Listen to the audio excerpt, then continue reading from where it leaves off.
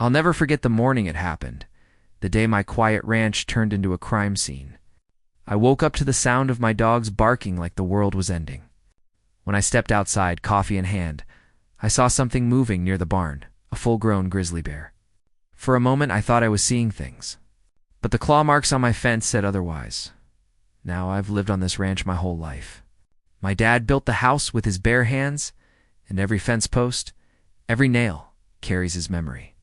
When I retired, I made one promise to myself: I'd never sell this land, no matter how much the HOA or their president Greg pushed.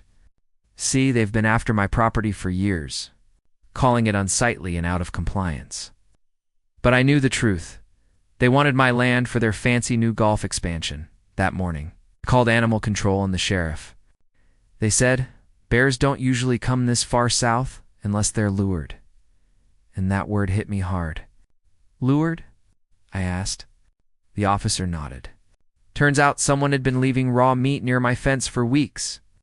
My security cameras caught it, a white pickup, late at night, driven by none other than HOA President Greg himself. I was furious. But instead of confronting him, I let the sheriff handle it.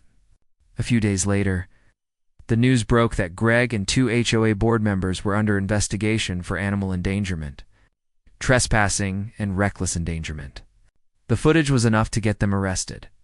They'd planned to scare me off, make me voluntarily move out, so they could seize the land under some obscure clause about safety hazards.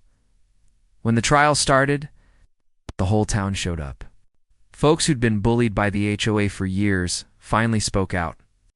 One neighbor cried on the stand, telling how the HOA had fined her for having a wooden fence instead of metal.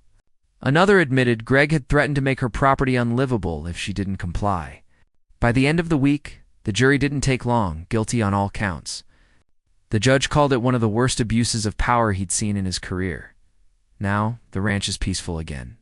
My wife and I rebuilt the damaged fence and planted wildflowers where the bear once stood. Every morning, I sip my coffee on the porch and look out over the land my father left me, untouched, unbroken, and ours. Sometimes standing your ground means more than fighting back.